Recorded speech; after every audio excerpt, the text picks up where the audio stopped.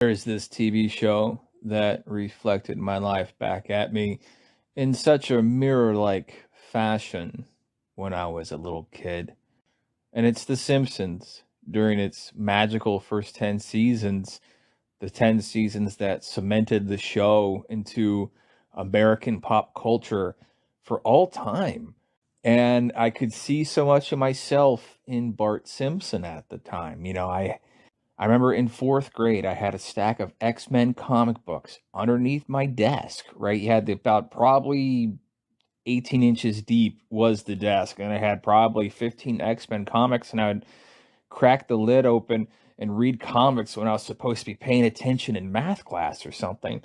And I would see Bart Simpson doing that. I remember I remember the Simpsons being so excited for having cable because when I was a kid, cable was such a rare luxury that only rich people had, and sometimes we could have it, and some people just stole cable. We never stole cable, but stories were told. And I remember when The Simpsons got air conditioning and how excited they were to have an air conditioner. And I remember not having air conditioning when I was a kid a lot of the times. And so we'd go downstairs and sit in the basement and hang out there where it was like 10, 15 degrees cooler. And, I could see so much of my life mirrored right there. Right. The working class sort of, money's always tight, but we got each other, so we got enough mentality. That was the world I remember so much. And so there was this episode that really personified everything and crystallized everything for me, which was season 2, episode 1, Bart Gets an F. And it opens with Bart BSing a book report where he's supposed to do this book report on Treasure Island, right? And he's never even attempted to read the back cover of the book to see what it's about. He just sees a pirate and then the spine. He says, "Oh, it's by the good books people at Simon and Schuster or whoever did it." And he's just pulling all this right out of the back of his head, and so clearly he didn't try. And it reminded me of it when I was in college. I was supposed to do this poem. I took a poetry class, and I was supposed to write this poem, and I like I had forgotten I was supposed to do the assignment till about 45 minutes before. So I'm in the cafeteria at the community college, and I'm doing it, and I wrote this bullshit poem about forgetting to do assignments and I wrote a lousy poem about writing lousy poems and not trying before the assignments due. Like, as I sit and think about my life, I realize how much of it I was inspired by The Simpsons and how much The Simpsons kind of taught and raised me a lot of ways. And so Bart gets an F, and then he's supposed to take this history exam, and he knows, oh, if I fail this exam, I'll fail the class, right? I'll have to repeat the fourth grade. And so he's trying to use all of his usual tricks and skate by and kind of work his way around it and not try. And then he tries making friends with Martin Prince, who's the class nerd. And Martin Prince, while being brilliant, has no social capital whatsoever because he's the class nerd. But he, in exchange for tutoring him, Bart teaches him how to be cool. But Martin Prince, after having spent an entire lifetime on the outside, now figures out how to be one of the cool kids, and he's so intoxicated with it. He aces his test regardless and then goes off to play with the cool kids, right? He's got the best of both worlds now, and Bart's still screwed. and, and so eventually, at the end of it, Bart's on his knees praying to God, saying, Lord, please give me a snow day, give me something so I can study and pass this test. And then the Lord provides. God answers prayers. And it snows that day, the next day. And Bart's about to go out there and be like, oh my God, this is amazing. But Lisa says, Bart, what are you doing? God answered your prayer. I don't know who God is, but he's more powerful than mom and dad put together, and you owe him big. And Bart says, you know what? You're right. And he goes back into study. And he goes, I'm probably not missing anything anyway. But then it cuts to outside.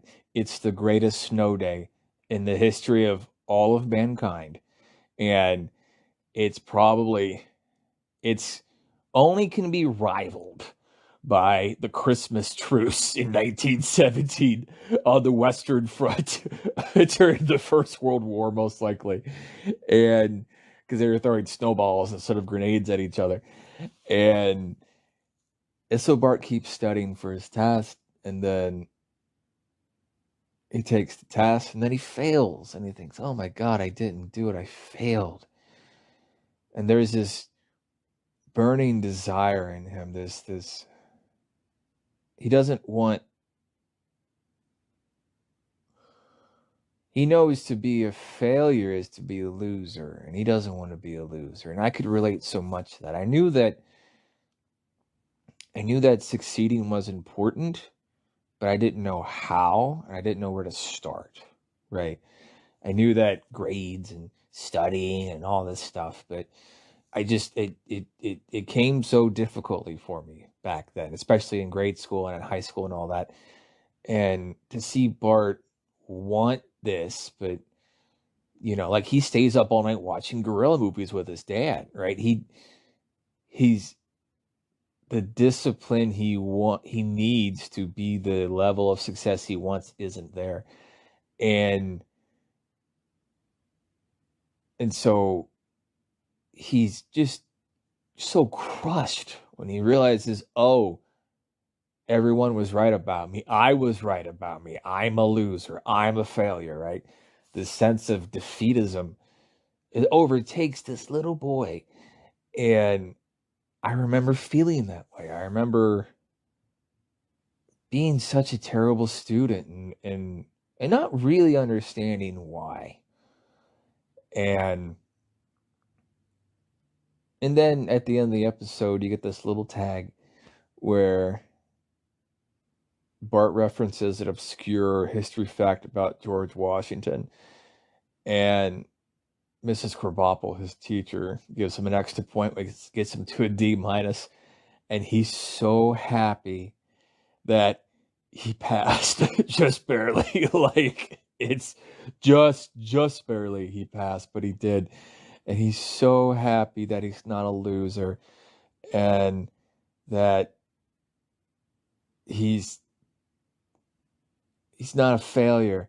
And he jumps around, he kisses the teacher, and he goes, oh my God, I passed. Oh, I kissed the teacher, no.